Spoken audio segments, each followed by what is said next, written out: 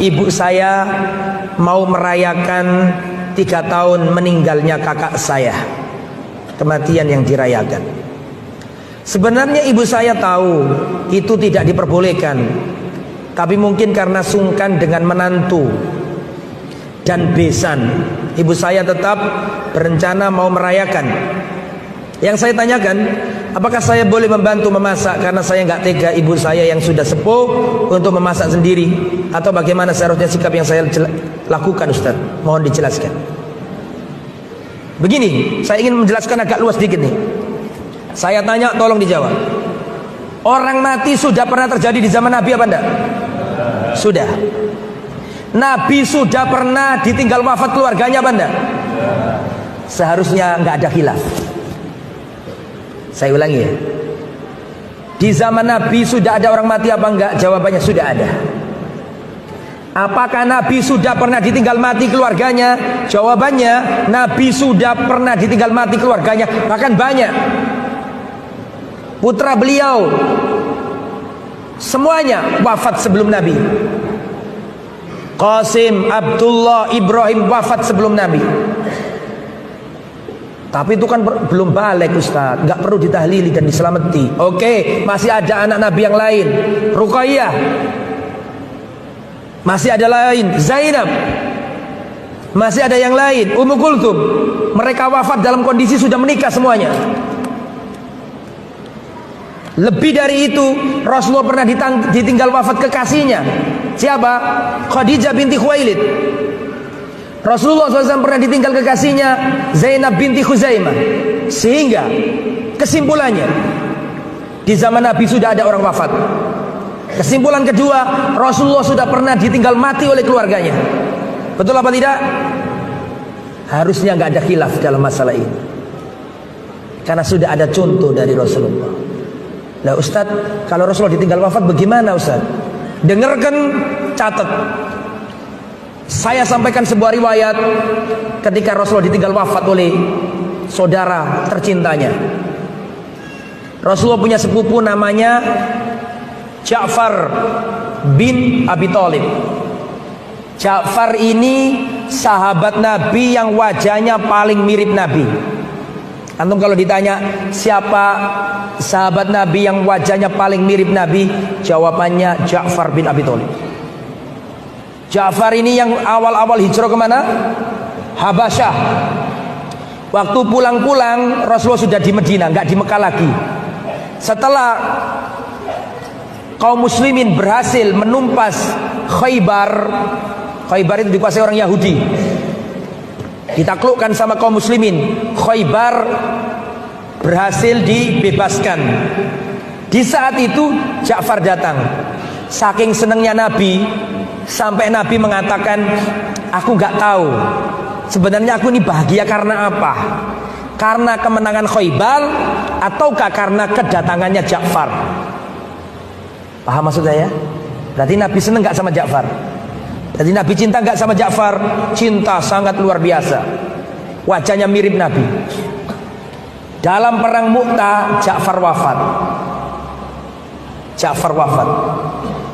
Berarti kesimpulannya kan Rasulullah ditinggal mati orang yang ia cintai, betul apa enggak?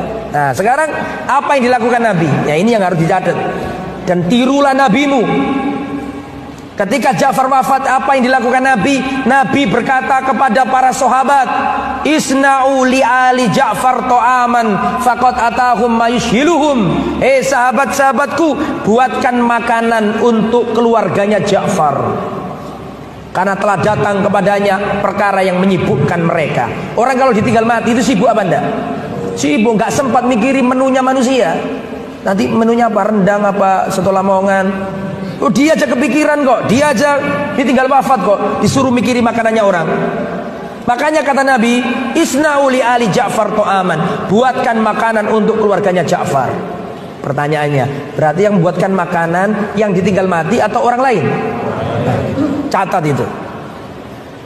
Apakah cukup di situ? Enggak. Rasulullah datang. Rasulullah mendatangi keluarganya Ja'far. Istrinya Ja'far adalah Asma binti Umais. Dan pada waktu itu Ja'far punya anak 2. Abdullah bin Ja'far dan Muhammad bin Ja'far bin Abu Thalib. Ja'far bin Abi Thalib, berarti saudaranya Ali bin Abi Thalib, sepupu Nabi Ja'far ini. Maka datanglah Rasulullah. Jadi yang pertama tadi menyuruh orang membuat makanan, itu satu ya, ditulis. Yang kedua, Nabi datang ke rumahnya Ja'far, keluarganya menangis, istrinya nangis, anak-anaknya kecil nangis. Nabi mengatakan, la tabku ala akhi ba'dal yaum, jangan kalian tangisi lagi saudaraku setelah hari ini. Stop, jangan bersedih lagi. Berarti ditarik poin kedua, yang dilakukan Nabi adalah mendatangi rumah duka dan menghiburnya, bertakziah. Itu nomor 2, catat. Betul apa enggak? Apakah cukup di situ? Enggak. Apa yang dilakukan Nabi? Nabi berkata kepada orang-orang di rumah itu, mana anaknya Ja'far? Mana anaknya Ja'far? Maka didatangkan Muhammad bin Ja'far, Abdullah bin Ja'far dan Muhammad bin Ja'far. Perhatikan kata Rasulullah, adapun Abdullah bin Ja'far ini mirip Ja'far, berarti mirip aku. Paham gak maksudnya? Adapun Muhammad ini mirip pamanku Abu Thalib. Berarti mirip apanya anak ini? Kakeknya.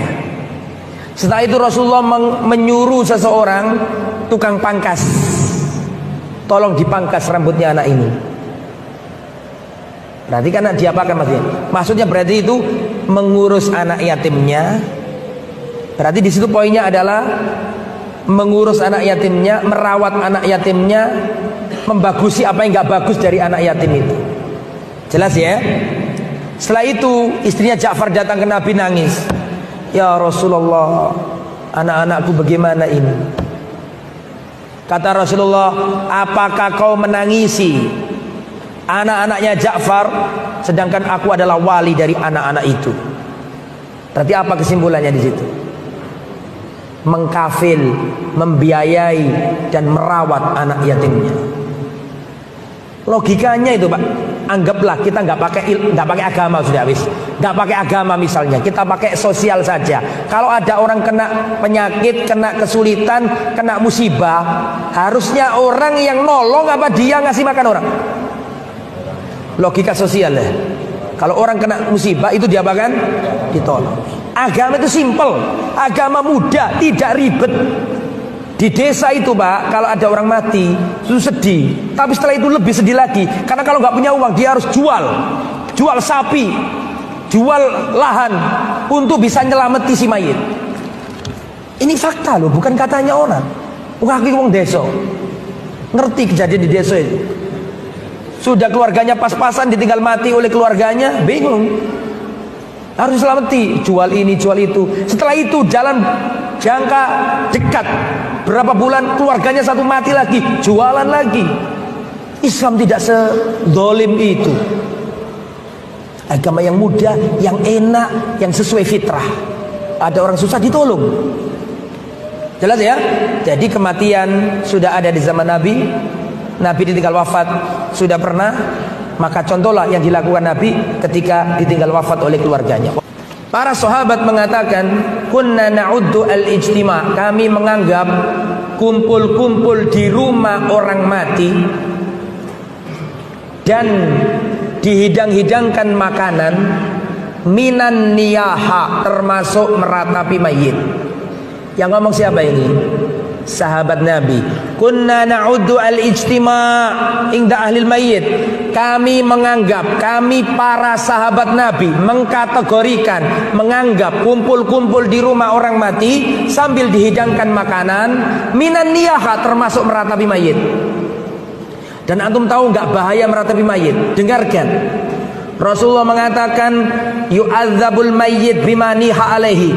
Mayit akan diazab karena ratapan keluarganya. Sayang nggak antum sama saudara kita yang wafat tadi?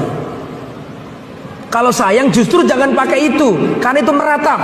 Meratap itu bisa berakibat terazabnya orang yang diratapi. Nabi yang ngomong, hadis Muslim, Bukhari. Yu'adzabul mayyit bima niha alaihi, mayit akan diazab karena ratapan keluarganya. Dan salah satu meratap menurut tafsirnya sahabat adalah kumpul-kumpul di rumah orang mati sambil dihidangkan makanan.